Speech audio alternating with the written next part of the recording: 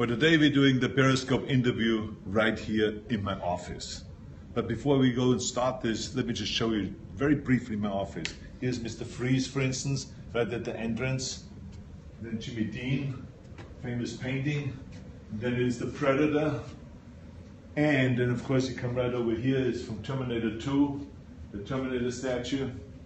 Actually we used that one in the movie. Then we have from Terminator 1, the skeleton.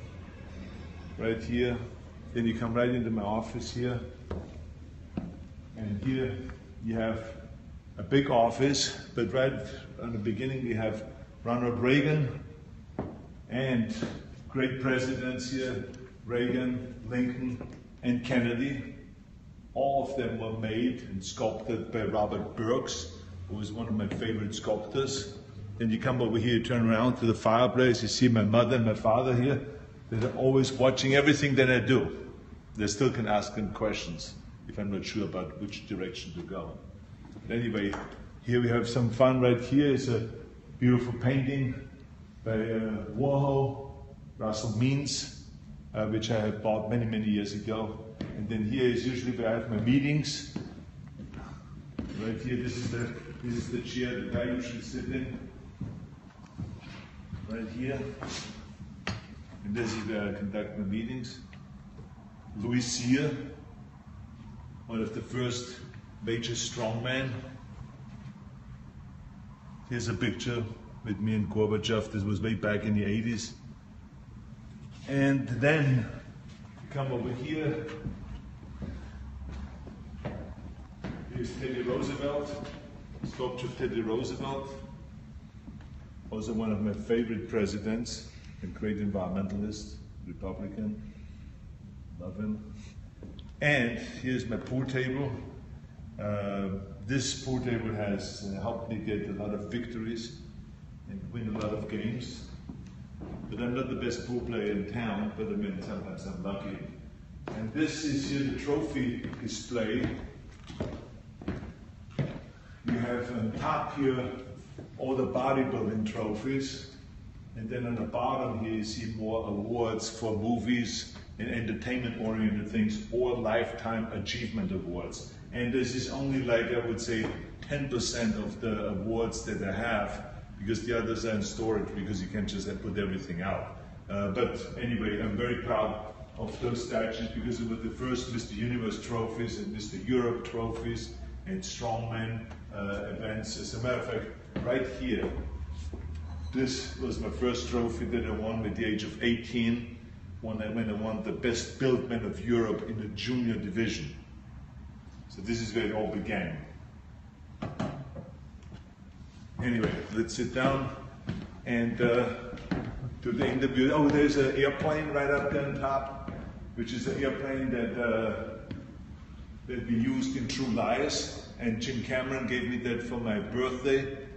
Right after we finished the True Lies, and this is of course an airplane that was actually in a movie, not for long, just a few seconds, but it was a very, very important scene where it made it believable, like that I'm actually flying this Harrier jet. Anyway, let's sit down over here at the desk and then do the interview. As you can see, I have an elephant here, which is the Republican symbol. But it's a beautifully well sculpted elephant. I love it. And then of course there's other animals. There's the bear, big grizzly bear over here, and of course Western sculptures, which of course I love. And then, okay, let's do the interview. All right, the first question is, why would you keep your zombie daughter and Maggie? Why would I keep her? Yeah. Why would you keep her around? Well, I think it is maybe not the most rational decision to keep her around, but it's my love for her.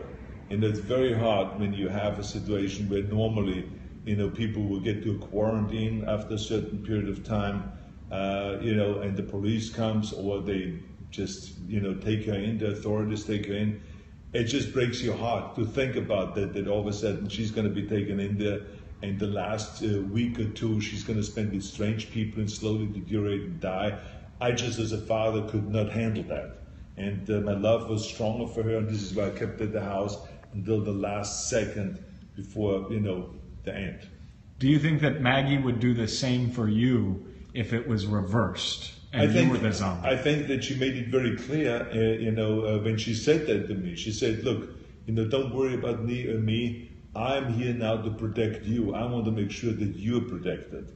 And that basically says that I will do everything that I can, even though if my animalistic instincts come out and my zombie instincts will come out, I will do everything that I can not to go and hurt you, not to bite you, not to infect you with this same disease and then the rest of it you will see in the movie, because then as soon as you see the movie, you will see that, yes, she will do exactly the same thing for me, plus much more. What was your favorite scene to film for Maggie?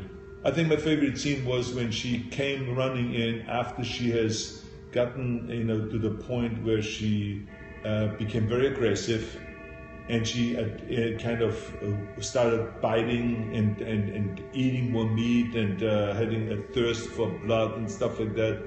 And she ran into the forest and she found a fox and bit that fox. And now imagine for a human being to do that, I mean, this is wild.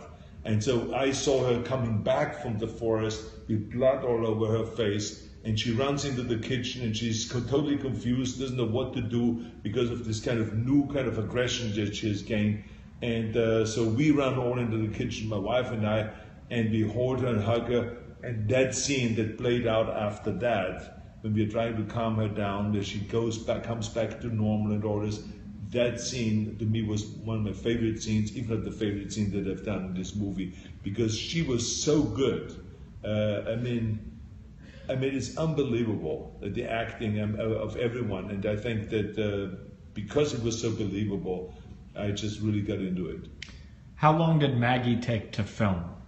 Maggie was probably the shortest film that I've ever done, and with the lowest budget. It was like $7 million budget, and we filmed it in 5 weeks. And the reason why we got the film done in 5 weeks was, it wasn't really like a huge stunts and huge action scenes that had to be set up.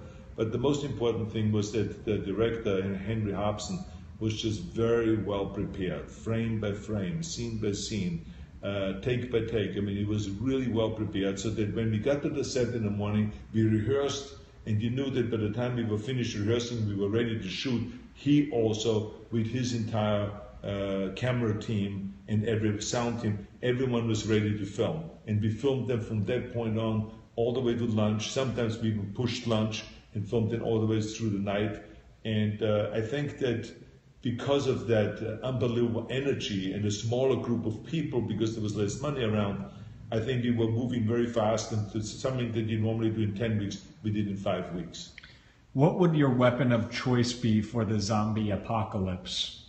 I would say that they probably will use the swords. Hold on a second, let me just show you. I have here a bunch of Conan swords. Let me just move this back here a little bit. And if you look back here down, you see a bunch of swords. And this actually here is the original Conan sword.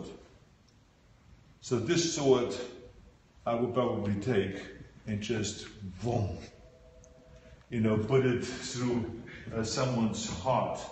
But this is all, like I said, easier said than done, because when it is your own daughter, of course, you couldn't do that. I was not able to do it. I had a shotgun there with me, and I had the shot that the doctor gave me. I had everything, but I just couldn't do it. Did you like working with Abigail on Maggie? Abigail was an absolute jewel to work with because she's a professional. I think everyone knows that she's a fantastic actress. And I got to see firsthand why she's such a fantastic actress. I mean, she rehearses, she studies the character, and she really gets into it. And you don't ever get the feeling that she's acting. You feel actually she is the person. She is the character. It's really extraordinary to watch that, and then it makes, of course, your performance much better too. Leave the door where it is now. Thank you. How different was it making Maggie compared to your other movies? Oh, it was, to me, it was such a team effort. I think there's something to be said about small movies and about those character-driven movies because you spend much more time on, you spend much more time in scene development and character development, and you're right in a moment.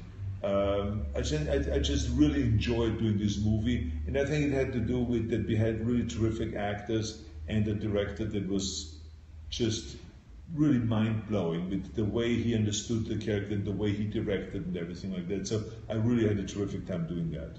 All right, 2 more questions.